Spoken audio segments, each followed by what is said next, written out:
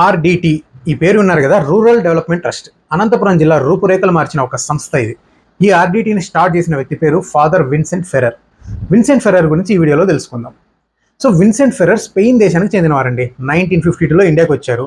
1969లో Anantapuram visit చేసి ఈ కరువు ప్రాంతంలో సహాయ కార్యక్రమాలు ఎంతో అవసరం అని చెప్పి ఆయన గుర్తిస్తారు.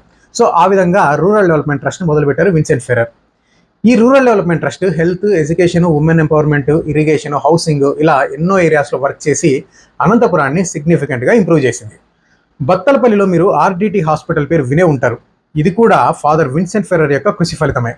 ఇంకా అనంతపూర్లో వరల్డ్ క్లాస్ స్పోర్ట్స్ విలేజ్ కూడా స్టార్ట్ చేశారు విన్సెంట్ ఫెర్రర్. దీనికోసం ఈవెన్ టెన్నిస్ స్టార్ రఫేల్ నాదల్ని కూడా అనంతపూర్ని విజిట్ చేసేలా చేశారు. అనంతపూర్లో మాత్రమే కాదు, రాయలసీమ వ్యాప్తంగా ఆర్డిటి పేదలకు లక్షల కొద్ది ఇల్లులు కట్టించింది.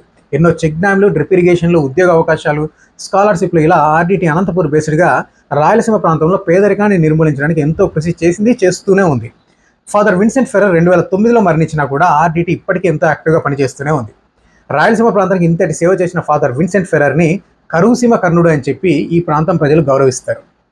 ఈ వీడియో సేవ్ చేసుకోండి, షేర్ చేయండి, మీ ఒపీనియన్స్ కామెంట్స్ రూపంలో తెలియజేయండి. Thank you so much.